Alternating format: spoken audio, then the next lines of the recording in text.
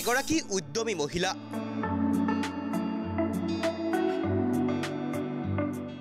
ঘৰুৱা কামৰ লগতে চলাই গৈছে নিজৰ ব্যৱসায় প্ৰতিষ্ঠান।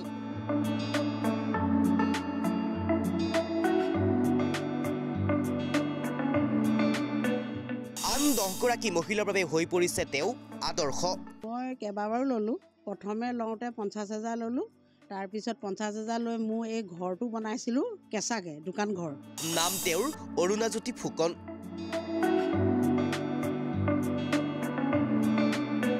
এগৰাকী উদ্যমী মহিলাগৰাকীয়ে ঘৰুৱা কামৰ লগতে চলাই গৈছে নিজৰ ব্যৱসায় প্ৰতিষ্ঠান। আন 10 গৰাকী মহিলাৰ বাবে আজি তেওঁ হৈ পৰিছে আদৰ্শ। এগৰাকী মহিলাই ঘৰুৱা কামৰ লগতে নিজৰ প্ৰতিষ্ঠানখন কেনেদৰে চলাই লৈ যাব লাগে তাৰ আদৰ্শ হৈ পৰিছে এতিয়া অৰুণাজ্যোতি ফুকন। বন্ধন বেংকৰ সহায়ত আজি তেওঁ প্ৰতিষ্ঠিত এগৰাকী ব্যৱসায়ী।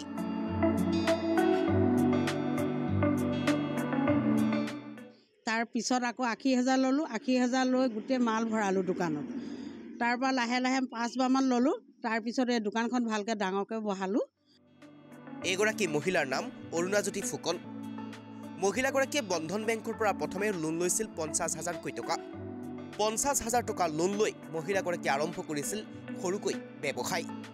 তাৰপিছত লোন লৈছিল 1 লাখ টকা আৰু 1 লাখ টকা লোন লৈ মহিলাগৰাকীয়ে আৰম্ভ কৰিলে ব্যৱসায়খন বহল ভিত্তিত। বনালে এটা সৰুকৈ ঘৰো।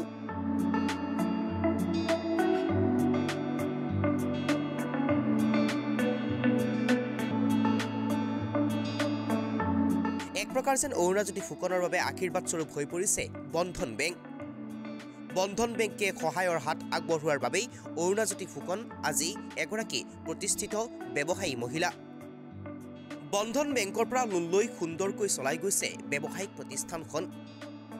আন 10 গৰাকী মহিলাৰ বাবে হৈ পৰিছে এতিয়া অৰুণাজ্যোতি ফুকন আদৰ্শৰ স্বৰূপ।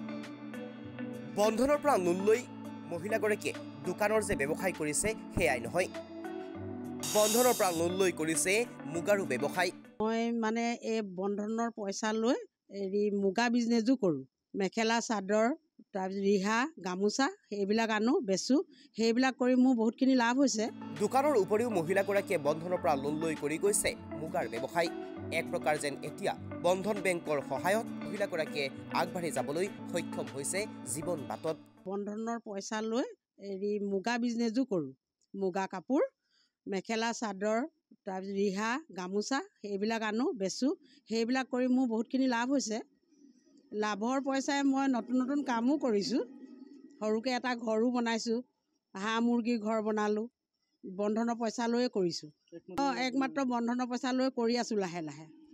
মই কাপোৰৰ বিজনেছ কৰা নাছিলোঁ, দোকানো নাই। বন্ধনৰ পইচা লৈ প্ৰথম দোকান আৰম্ভ কৰিছোঁ। এতিয়া ভালকৈ চলি আছে। লোন দিছে আৰু মোক থেংক ইউ দিছে, ভাল বুলি কৈছে আপুনি ভালকৈ চলাই আছে। লকডাউনৰ সময়তো মই কিন্তু চলাই আছোঁ ক্লিয়াৰকৈ। চলাই থকাৰ কাৰণে মই 25,000 টকা এটা ফ্ৰীকৈ পালোঁ বন্ধন বেংকৰ পৰা। মোৰ এদিনো ক্ষতি নকৰোঁ, অলপ বেছিকৈ দিওঁ।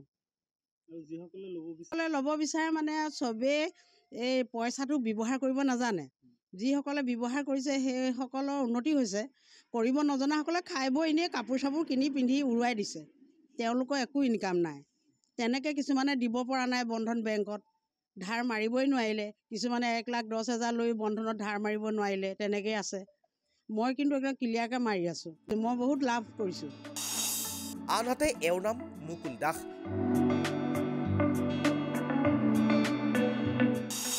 প্ৰথমবাৰ বন্ধনৰ পৰা লোন লৈয়ে আৰম্ভ কৰিছে এখন কাপোৰৰ দোকান। লৈছোঁ, প্ৰথমবাৰ লৈছোঁ এইবাৰ। বেয়া নহয় বাৰু, ভালেই। লোন চোনৰ কাৰণে ভালেই বন্ধন বেংক, বেয়া নহয় ইমান। ছাৰ্ভিচ ভালেই। এওঁৰ নাম হৈছে মুকুল দাস। অৰুণাজ্যোতি ফুকনৰ দৰে মুকুল দাসেও লৈছে বন্ধন বেংকৰ পৰা লোন। বন্ধন বেংকেও দিয়া লোনৰ জৰিয়তে মুকুল দাসে আৰম্ভ কৰিছে এখন ব্যৱসায়িক প্ৰতিষ্ঠান। সৰু সৰুকৈ আজি এখন ডাঙৰ কাপোৰৰ ব্যৱসায় আৰম্ভ কৰিবলৈ সক্ষম হৈছে বন্ধন বেংকৰ সহায়ত মুকুল দাসে।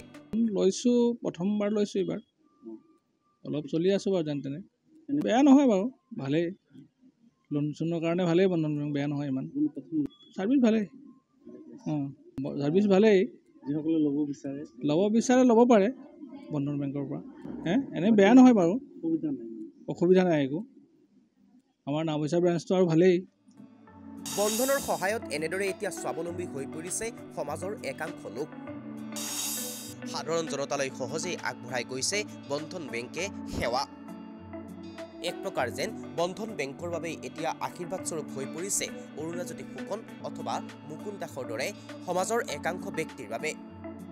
ব্যৱসায়ৰ প্ৰতিটো বিপদতেই বন্ধন বেংকে আগবাঢ়ি আহিছে প্ৰতিজন ব্যক্তিকেই সহায় কৰিবলৈ।